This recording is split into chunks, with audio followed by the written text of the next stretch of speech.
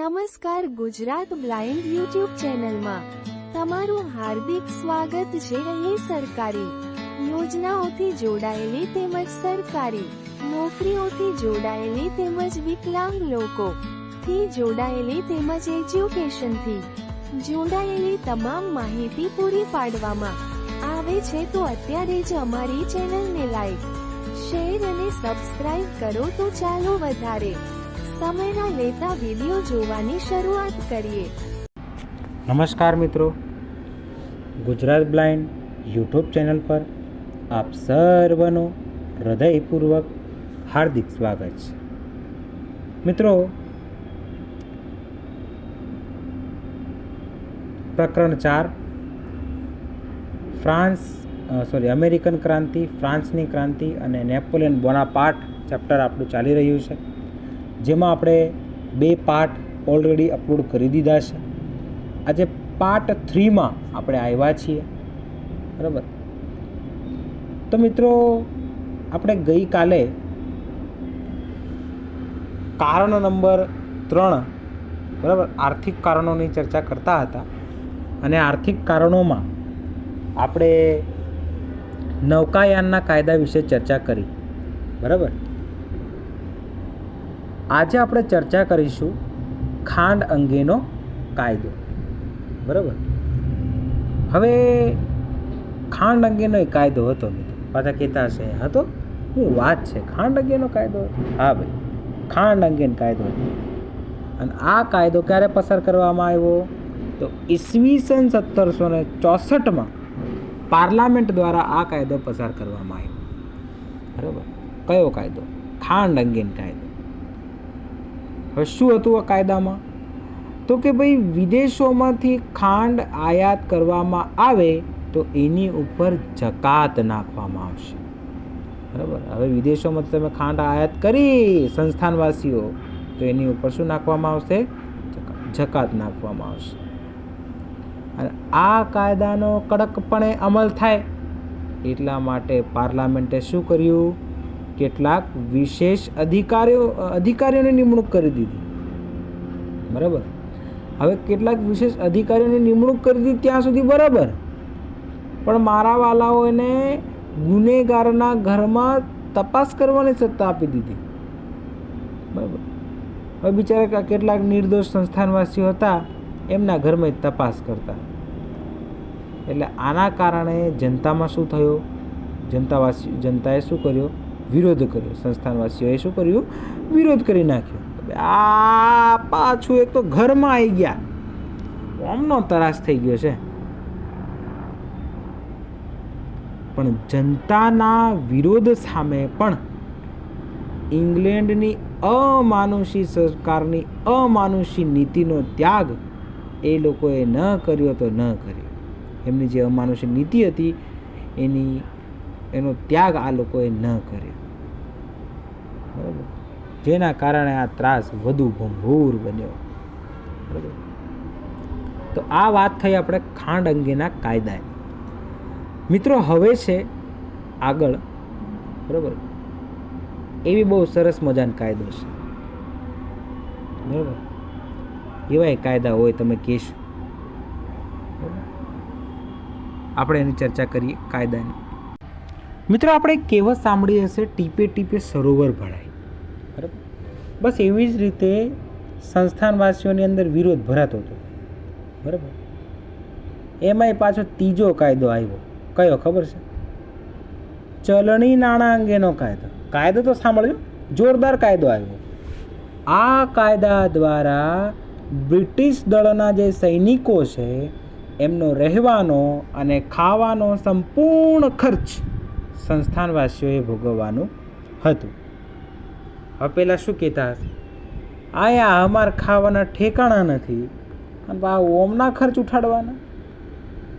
હવે આ નિર્ણય સામે પણ સંસ્થાનવાસીઓમાં ઉગ્ર વિરોધ જોવા મળ્યો હતો,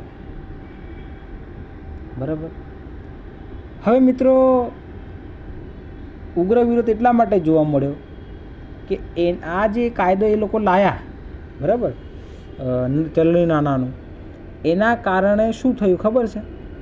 એના કારણે જે સંસ્થાનવાસીઓ છે એમના માથે 3,60,000 પાઉન્ડનો જે બોજ છે એ વધી ગયો. એટલે આટલો ખર્ચો એમનો વધી ગયો. એટલે પહેલાં તો સ્વાભાવિક છે કે ગુસ્સે થાય, બરાબર. અને હવે બહુ ઇન્ટરેસ્ટિંગ આવે છે સ્ટેમ્પ એક્ટ, બરાબર, એની ચર્ચા કરીશું. અરે મિત્રો, જો આ કાયદો છે ને 1765માં ઘડવામાં આવ્યો હતો. કયો કાયદો? ચલણી નાણાંનો કાયદો, યાદ રાખજો, બરાબર. હવે મિત્રો, આ સ્ટેમ્પ એક્ટનો કાયદો પણ ઈસવીસન 1765માં ઘડવામાં આવ્યો હતો, બરાબર. હવે અહીંયા શું કહે છે કે ઈસવીસન 1765માં ઇંગ્લેન્ડની ગ્રીનવિલ પ્રધાનમંડળીએ સ્ટેમ્પ એક્ટનો કાયદો લાવી અમેરિકન સંસ્થાનોના વિરોધમાં વધારો કર્યો. પહેલાંથી વિરોધ તો હળગતું હતું, એમાં વધારો થયો, બરાબર. એ લોકો ત્રાસી ગયા. હવે આમનું નહીં ચલવે. હવે આ કાયદામાં શું હતું તો ભાઈ, આ કાયદા મુજબ તમામ દસ્તાવેજો, તમામ ચોપાનિયાઓ, તમામ સમાચાર પત્રો પર ફરજિયાત અમેરિકન સંસ્થાનવાસીઓએ સ્ટેમ્પ લગાડવાનું હતું, બરાબર. એટલે જે અમેરિકન સંસ્થાનવાળાઓ છે એમને આ કાયદાના વિરોધમાં સીધા પગલાંનો વિરોધ કરી નાખ્યો, બરાબર. કે હવે આ ચાલી જ નહીં લેવાય, ચલવી જ નહીં લેવાય, બહુ થઈ ગયું. આમને શું થયું તો કે ન્યુયોર્કની અંદર 9 સંસ્થાનના પ્રતિનિધિઓ ભેગા મળ્યા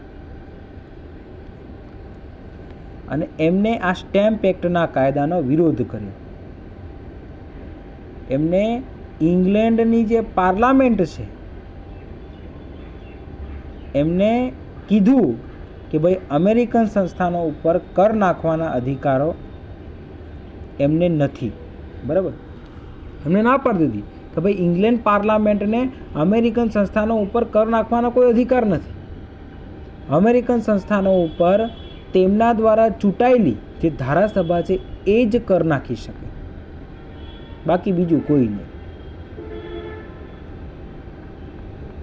આ વિરોધ એટલો ઉગ્ર બન્યો ને સાહેબ, થાકીને ઇંગ્લેન્ડે સ્ટેમ્પ એક્ટ પાછું લેવું પડ્યું કે ના બાપા, આ આડો નહીં પોહાય આપણે. એટલે હવે શરૂઆત થઈ ગઈ. મેં કીધું ને, ટીપે ટીપે વિરોધની શરૂઆત થઈ. ટીપે ટીપે સરોવર જેમ બને એમ હવે ટીપે ટીપે વિરોધ આમની અંદર જાગી રહ્યો હતો, બરાબર. હવે છે નંબર 4, ટાઉનશેન્ડના કાયદા, બરાબર. એની ચર્ચા કરીએ. બહુ જોરદાર છે આ બી. હવે ઇંગ્લેન્ડના લોર્ડ પીઠના પ્રધાન મંડળીનો ટાઉનશેન્ડ એ એક નાણાં પ્રધાન હતો, બરાબર. લોર્ડ પીઠની જે પ્રધાન મંડળી છે ઇંગ્લેન્ડની, એનો એક નાણાં પ્રધાન હતો. કોણ? ટાઉનશેન્ડ. હવે આ કાયદો પણ ક્યારે પસાર કરવામાં આવ્યો હતો કે 1767માં આ કાયદો પસાર કરવામાં આવ્યો હતો, બરાબર. હવે રાજા જોર્જ ત્રીજાના સૂચનથી સંસ્થાનના વહીવટી ખર્ચને પહોંચી વળવા માટે આને ચા, કાચ, કાગળ, શીશુ, રંગ આ 5 ઉપર જકાત નાખી દીધી. શું કરી દીધું? 5 ઉપર જકાત. આ 5 ઉપર એ લોકોએ જકાત નાખી દીધી. હવે શું થાય? હવે ભાઈ પેલાઓનો પારો 7મા આસમાને પહોંચી ગયો. હવે આમનું નહીં ચલવી લેવાય. હવે સંસ્થાનવાસીઓએ આનો ઉગ્ર વિરોધ કર્યો, બરાબર. અને પ્લસ આ કર ઉઘરાવવા માટે એમને જકાત કમિશનર બોર્ડની બી સ્થાપના કરી દીધી. અને એના કારણે વિરોધ વધુ ભડક્યો અને સંસ્થાનવાસીઓએ નિર્ણય કર્યો કે ઉભા હતા.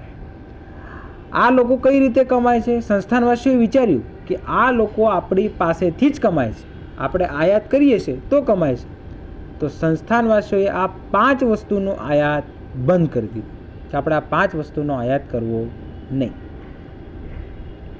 સ્ત્રીઓ ચાની જગ્યાએ બીજું પીણું પીવા લાગી. બરાબર. સંસ્થાનના વિદ્યાર્થીઓ સંસ્થાનમાં જે કાગળ વધતા ને છે એનો ઉપયોગ કરતા. સંસ્થાનવાસીઓએ નિર્ણય કર્યો કે આ 5 વસ્તુનું ઉત્પાદન આપણે જાતે જ કરશું, આપણે આમની કોઈ જરૂર નથી. જેના કારણે વિરોધ વધારે ઉગ્ર બને. જે જકાત ઉઘરાવા જે કમિશનર આવતા હતા ને એમની ઉપર આ લોકોએ હુમલા કર્યા. આવો આવો તારા તમને આપીએ વારી એમ કરી બરાબરના હુમલા કર્યા. કર જોઈએ લે કર તો એમ કરીને બરાબરના હુમલા કર્યા. બરાબર. પરિણામે જકાત કમિશનરો સાથે બ્રિટિશ સૈનિકોની જરૂર પડી, કેમ કે એમના રક્ષણ માટે હવે લશ્કરની જરૂર પડી. પણ હવે એમ કહેવાય ને કે એકવાર આગ લાગી એ લાગી. હવે જે વિરોધીઓ હતા, બરાબર, જે સંસ્થાનવાસીઓ હતા અને ઇંગ્લેન્ડના જે સૈનિકો હતા એ લોકો પણ સામસામે આવી ગયા.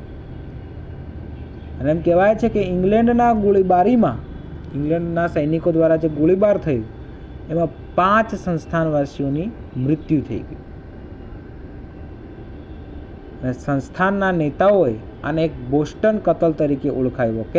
કેમ કે બોસ્ટન એ વખતે વિરોધનું મુખ્ય કેન્દ્ર હતું. બોસ્ટન શહેર એ વખતે વિરોધનું મુખ્ય કેન્દ્ર હતો એટલા માટે. જો કે આ વિરોધ વધુ ઉગ્ર થતા ઇંગ્લેન્ડની સરકારે ચા સિવાયની જેટલી બી વસ્તુ હતી એ બધી પરથી પોતાના કર હટાવી લીધા. જો કે આનાથી ઇંગ્લેન્ડને કોઈ વધુ આવક થવાની નહોતી. આ જે કર નાખ્યો એનાથી ઇંગ્લેન્ડને કોઈ વધુ આવક થવાની નહોતી, પરંતુ ખાલી એ સાબિત કરવા માંગતું હતું કે ભાઈ અમારો અમેરિકન સંસ્થાનો ઉપર કર નાખવાનો અધિકાર છે. એટલે તમારે એ સાબિત કરવાની હું જરૂર, મને એ નથી સમજાતું. અરે ભાઈ હવે તમે જીતી લીધું છે, રાષ્ટ્રીય તમારું જ છે, તમારા આધીન છે, તો તમારે એ બધું સાબિત કરવાની શું જરૂર છે? હવે આ કાયદા દ્વારા એ સાબિત કરવા માંગતો પેલા કે લે તારે આવી જાય મેદાનમાં, બીજું તો શું. બરાબર.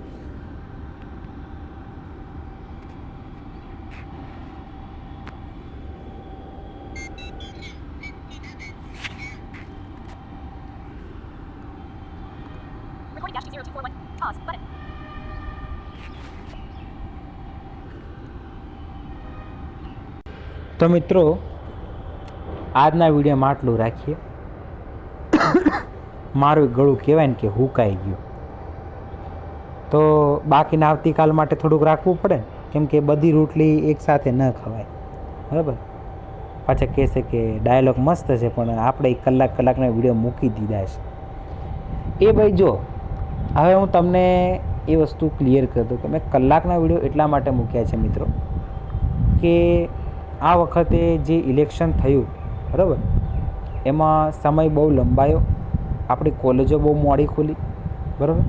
એના કારણે ભણવામાં ક્યાંક ને ક્યાંક અસમંજસતા અને અસ્પષ્ટતા બધામાં થઈ. મારા પોતાનામાંય થઈ ભાઈ. હું પોતે અસ્પષ્ટ અમુક વસ્તુમાં હતો, બરાબર. પણ કલાકના વિડીયો એટલા માટે કે સમય ઓછો હતો એટલે તમે ઓછા સમયમાં ઝડપથી વાંચી શકો એમ. પણ તમે આ પાર્ટ આવી જાય અને પછી બીજા પાર્ટનો રાહ જુઓ, એટલા માટે પછી મેં એક જ લેક્ચરમાં બધા એ 3 ચેપ્ટરો લીધા છે, બરાબર. બહુ જલ્દી તમારો વૈદિક યુગ પણ યુટ્યુબ ઉપર અપલોડ થઈ જશે તમારો, બરાબર.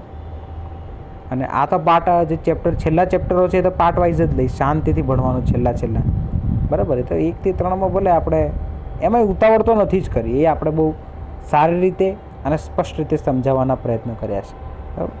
અને ક્યાંક ક્વેરી કે ડાઉટ હોય તો તમે મને કોમેન્ટમાં પૂછી શકો છો. તો મિત્રો હવે એમ કહેવાય ને કે સમય ઓવર થાય છે, તો મળીએ આપણે નેક્સ્ટ વિડીયોમાં. આવતીકાલે ફરી મળીશું. નવા વિડીયો સાથે. ત્યાર સુધી સ્ટે ટ્યુન, ગુડ બાય. અને વિડીયો ગમે તો લાઈક કરી દેજો, શેર કરી દેજો, અને ખાલી જોઈ પાર નથી રાખો, ચેનલને સબસ્ક્રાઈબ કરી દેજો. બરાબર, ધન્યવાદ. સબસ્ક્રાઈબ કરો તમને શું થાય? જોવો છો તો સબસ્ક્રાઈબ જ કરવાનો જ છે ને તમારે, બીજું શું કરવાનું છે? મને શું એમાંથી તમને વહેલી નોટિફિકેશન મળી જાય સર્ચ કરીને ત્યાં જોવા જવા કરતાં. બરાબર ને યાર? તો સબસ્ક્રાઈબ કરતો યાર, બસ એટલી મહેરબાની કરતો મારી ઉપર. બરાબર, તો મને પ્રોત્સાહન તો આપો યાર કમસે કમ. હવે હું તો જો ભાઈ, મારો સ્વાર્થ છે તમારી પાસે, બરાબર? હું તમારી જોડે એક સ્વાર્થ રાખું. કયો ખબર? કયો સ્વાર્થ ખબર? ખાલી પ્રોત્સાહનનો સ્વાર્થ જોઈએ છે મારો. એટલો મારો સ્વાર્થ, બીજો મારો કઈ સ્વાર્થ નથી તમારી જોડે. બરાબર, તો મળીએ નેક્સ્ટ વિડીયોમાં. ત્યાર સુધી બન્યા રહો આ ચેનલ પર, ગુજરાત બ્રાઇન પર. ધન્યવાદ.